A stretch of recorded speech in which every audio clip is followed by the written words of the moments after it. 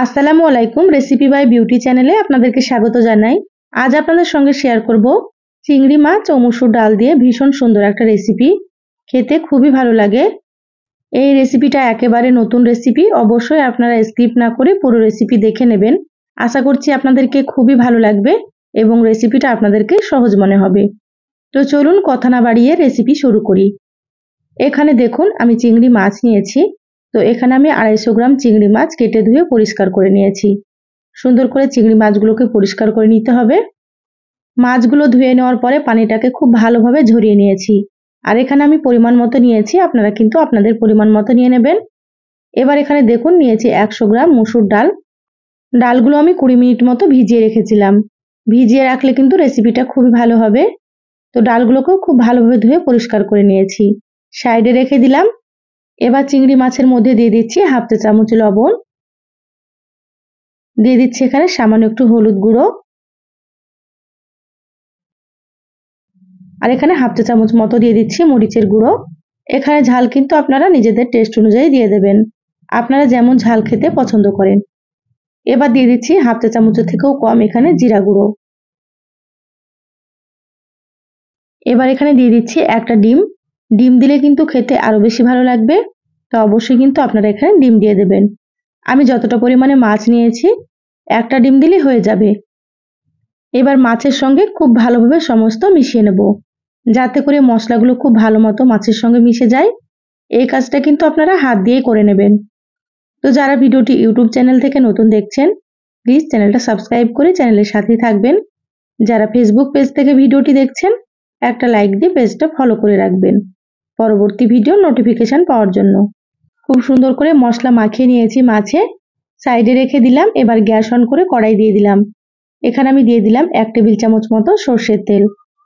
তো রান্নাটা আমি সর্ষের তেলেই করব, আপনারা চাইলে সয়াবিন তেল দিয়ে করতে পারেন। দেখুন তেলটা খুব ভালোভাবে গরম করে নিয়েছি। এবার এখানে মাছগুলো দিয়ে দিলাম। গ্যাসের আঁচ মিডিয়ামে রেখে মাছগুলোকে একটু ভেজে নেব হালকা করে। খুব বেশি কড়া করে ভাজার দরকার নেই, আর হালকা করে ভেজে নিতে হবে। মাছগুলো ভাজতে প্রায় 2 থেকে 3 মিনিট মতো সময় লাগবে। এই পর্যায়ে আমি গ্যাসের আঁচটা মিডিয়ামে রেখেছি, মিডিয়ামে রেখে ভেজে নিচ্ছি। এইভাবে একটু নেড়েচেড়ে ভেজে নিতে হবে। আপনারা তো চিংড়ি মাছের অনেক রকম রেসিপি খেয়েছেন, তো এই রেসিপিটা একবার রান্না করে আপনারা খেয়ে দেখবেন।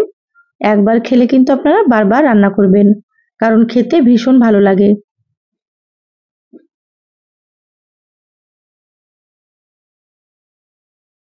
মাছগুলো ভাজা প্রায় হয়ে এসেছে, এর থেকে বেশি ভাজার দরকার নেই, এইভাবে করেই ভেজে নিতে হবে। এবার আমি চিংড়ি মাছগুলোকে তুলে নিচ্ছি প্লেটে।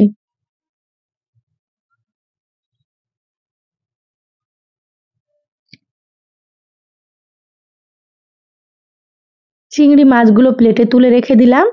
এবার ওই কড়াইয়ে আবারও দিয়ে দিচ্ছি 2 টেবিল চামচ সর্ষের তেল।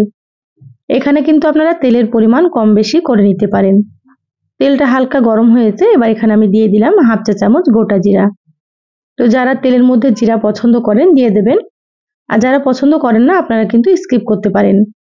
তেলের মধ্যে জিরা দিলে কিন্তু ফ্লেভারটা ভালো লাগে, সেজন্য আমি দিয়ে দিলাম। জিরাগুলো হালকা একটু ভেজে নিয়েছি। এবার এখানে আমি দিয়ে দিলাম একটা বড় সাইজের পেঁয়াজ কুচি।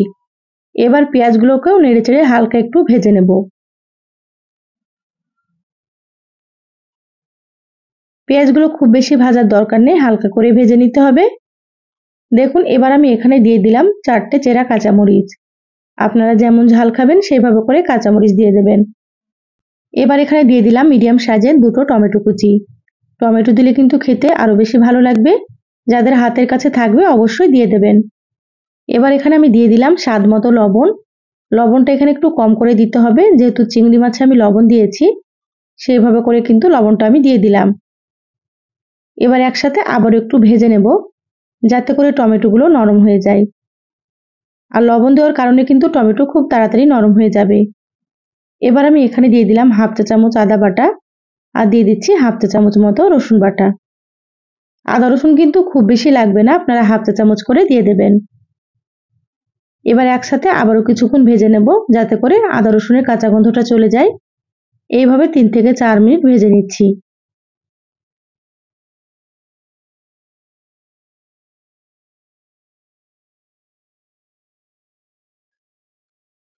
প্রায় আমি 4 মিনিট মতো খুব ভালোভাবে ভেজে নিলাম। ভাজা হয়ে গিয়েছে। এবার আমি এখানে দিয়ে দিচ্ছি হাফ চা চামচ হলুদ গুঁড়ো। এবার দিয়ে দিচ্ছি হাফ চা চামচ জিরা গুঁড়ো, দিয়ে দিচ্ছি হাফ চা চামচ ধনিয়া গুঁড়ো, আর এখানে হাফ চা চামচ মতো দিয়ে দিচ্ছি মরিচের গুঁড়ো। এখানে আমি যতটা পরিমাণে রান্না করছি সেই পরিমাপে মশলাগুলো দিয়ে দিলাম। আপনারা এর থেকে বেশি রান্না করলে মশলার পরিমাণ আপনারা একটু বাড়িয়ে দেবেন। এবার একসাথে খুব ভালোভাবে একটু কষিয়ে নেব। মশলা যত ভালোভাবে কষানো হবে রান্না কিন্তু ততই বেশি ভালো লাগবে খেতে। তো 2 থেকে 3 মিনিট মতো কষিয়ে নিয়েছি। এবার আমি এখানে মসুর ডালগুলো দিয়ে দিলাম। মশলার সঙ্গে আবারও 2 থেকে 3 মিনিট মতো আমি কষিয়ে নেব। আমার চ্যানেলে আরও অনেক রেসিপি আছে, চাইলে আপনারা কিন্তু রেসিপিগুলো দেখে নিতে পারেন। আমি সবসময় সহজ রেসিপি আপনাদের সঙ্গে শেয়ার করার চেষ্টা করি। রেসিপিগুলো খেতে ভীষণ ভালো লাগে। আপনারাও একবার রান্না করে খেয়ে কমেন্ট করে জানাবেন আপনাদেরকে কেমন লেগেছে। তো দেখুন এখানে আমি খুব ভালোভাবে মসুর ডালগুলো কষিয়ে নিলাম। এবার এখানে দিয়ে দিলাম পরিমাণ মতো পানি। তো এখানে প্রায় আমি 3 কাপের থেকে একটু বেশি পানি দিয়ে দিলাম। যেহেতু ডালগুলো সেদ্ধ হবে সেজন্য এখানে একটু পানির পরিমাণ বেশি দিতে হবে। খুব ভালোভাবে নেড়েচেড়ে মিশিয়ে নিলাম। এবার ঢাকা দিয়ে সেদ্ধ করে নেব ডালগুলোকে।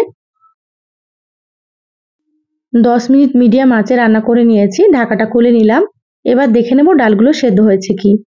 দেখুন ডালগুলো কিন্তু এখনো পুরোপুরি সেদ্ধ হয়নি, আরও কিছুক্ষণ সেদ্ধ করে নিতে হবে। এইভাবে আপনারা কিছুক্ষণ সেদ্ধ করে নেবেন। আগের থেকে কিন্তু পানিটা অনেকটাই কমে গিয়েছে। এবার আমি এখানে দিয়ে দিচ্ছি ভেজে রাখা চিংড়ি মাছ। তো প্রথমে ডালগুলোকে একটু সেদ্ধ করে নেওয়ার পরে কিন্তু চিংড়ি মাছগুলো দিতে হবে, তাহলেই খেতে খুবই ভালো লাগবে। মাছগুলো দিয়ে আবারও খুব ভালোভাবে একটু নেড়েচেড়ে নিচ্ছি। আবারও ঢাকা দিয়ে 5 থেকে 6 মিনিট রান্না করে নেব। তারপরে আপনাদেরকে আমি দেখাচ্ছি। প্রায় 6 মিনিট পর আমি ঢাকাটা খুলে নিলাম। মিডিয়াম আঁচে রান্নাটা করে নিয়েছি। দেখুন আগের থেকে কিন্তু অনেকটাই ঘন হয়ে গিয়েছে। এইভাবে একটু ঘন করে রান্না করে নিতে হবে। আর মসুর ডালগুলো খুব সুন্দর সেদ্ধ হয়ে গিয়েছে। এবার আমি এখানে দিয়ে দিচ্ছি হাফ চা চামচের থেকে একটু বেশি ভাজা জিরা গুঁড়ো।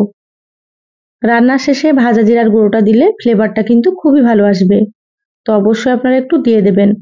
এবার মশলাটাকে নেড়েচেড়ে খুব ভালোভাবে মিশিয়ে নিচ্ছি। খুব সুন্দর করে নেড়েচেড়ে মিশিয়ে নিলাম। রান্না হয়ে গিয়েছে। গ্যাস বন্ধ করে দিলাম।